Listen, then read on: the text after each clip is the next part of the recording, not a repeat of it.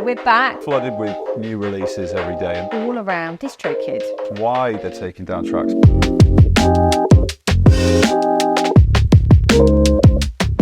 So we are back with our 17th episode. Obviously, I have taken some time out to have a baby. You can see I've got no bump now. So we are the proud owners of an 8-week-old, and she's somewhere in the background. She'll probably make an appearance at some point in this episode.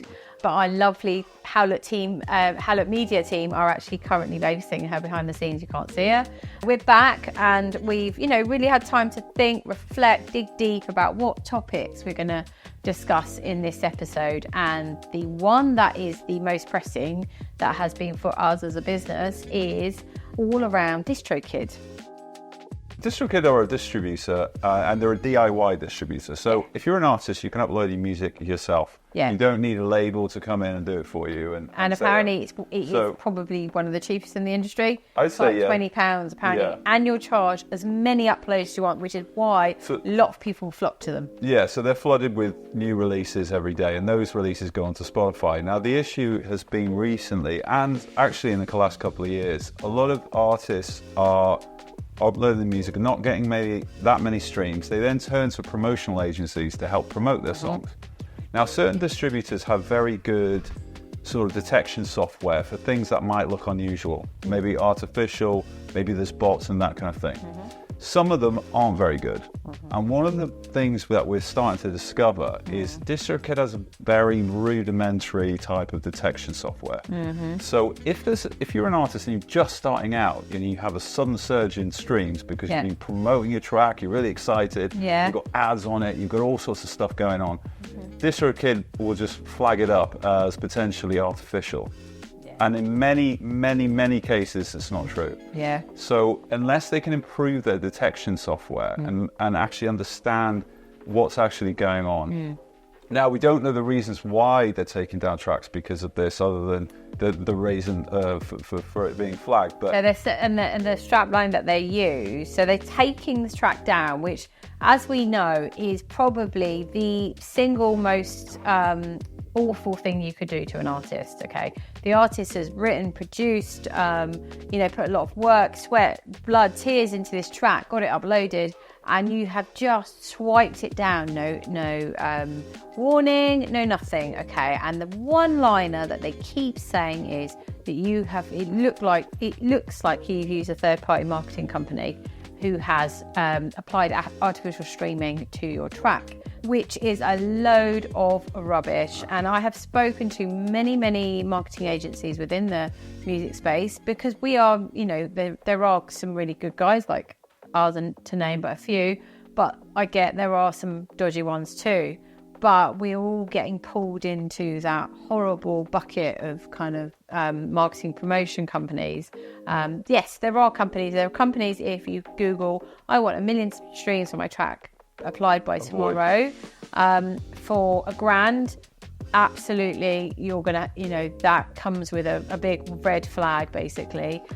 But yeah. I mean, there are promotional agencies out there who just sell you streams, and I think that is a bit of a red flag in itself, because you can never really guarantee. I mean, you can run ads until a certain point, but again, I think what we need to do is get more coordination going on with the distributors like DistroKid, and actually get more communication between the artists and them, so that they can talk to someone there and actually understand why these things are happening, and also to how to prevent it. If their detection software is being flagged, then what do they need to do to avoid that, so that they can promote their track safely without risking and worrying about it coming down? So there's a lot of work to be done. I think DistroKid, if you can improve on this, it would be very valuable to a lot of artists who upload music. Because at the moment you're applying a very blanket and very blunt kind of approach to this, and it's upsetting so many people, because one, there's no one for these poor artists to speak to, because you're such a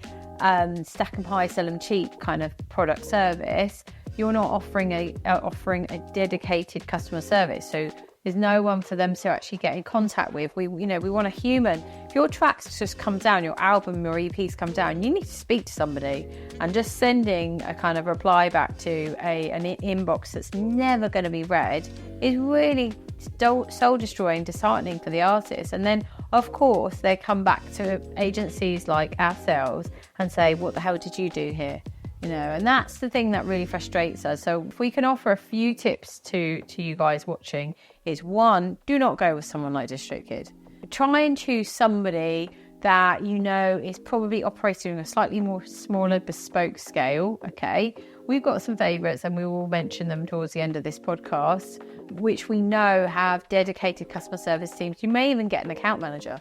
Now that's amazing. Having someone you can email personally is just a godsend. Yeah, and I think just to add to this as well, when an artist is on a short campaign, they need to be mindful of, if they're already on DistroKid and they're promoting their track, just be mindful of the promotion before and after the campaign. Yeah. Because you want it to be as organic and genuine and to keep promoting. Yeah. What the detection software is doing is seeing a sudden spike, and that's all it registers as a red flag. Yeah. So any kind of promotion is going to create that spike, and so what you want to do is avoid that and have a nice run up to from your promotion, and then after that, make sure you keep promoting your track.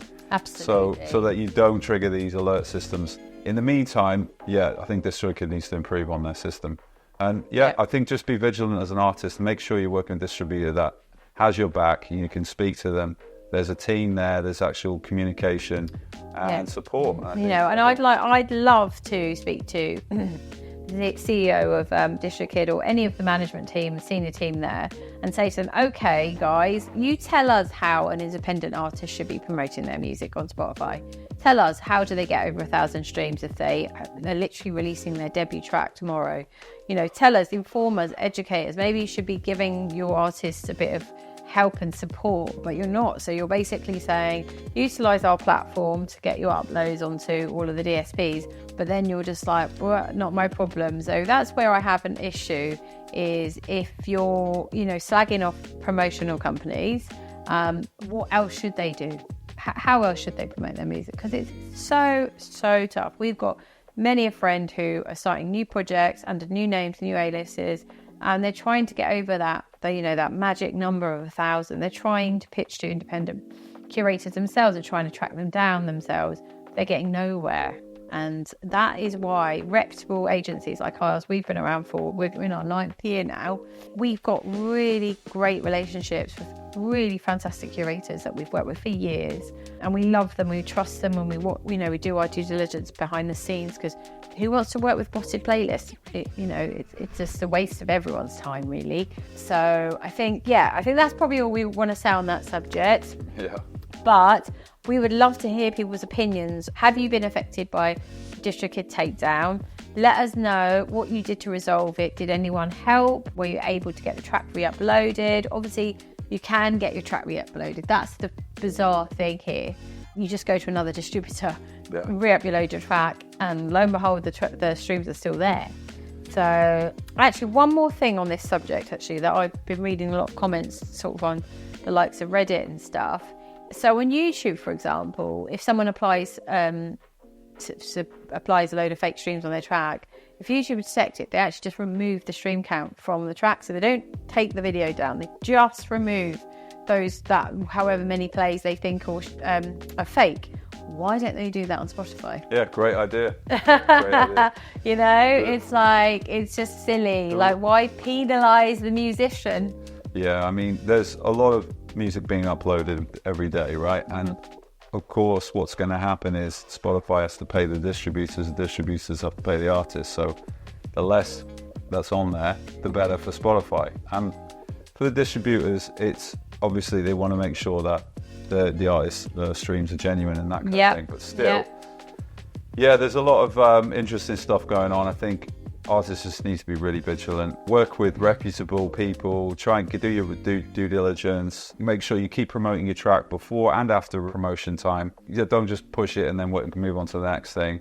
It's all about organic growth, and I think that will avoid a lot of these problems as well. Yeah. So there is a part to play for the artists as well. in making sure that they don't just do short, sharp promos. But again, still you want to be able to work with a distributor that understands you. Yeah, and someone you can talk to and have a good relationship with. So that's it. I think that's all we want to say on it.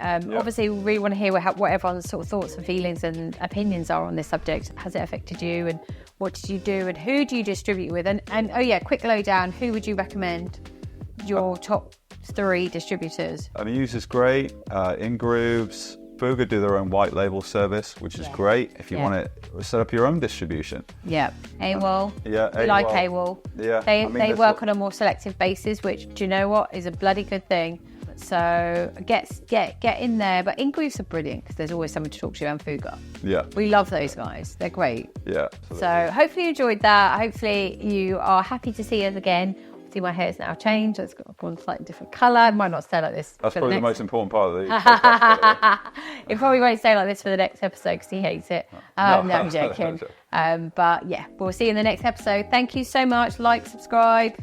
Thank you. Bye.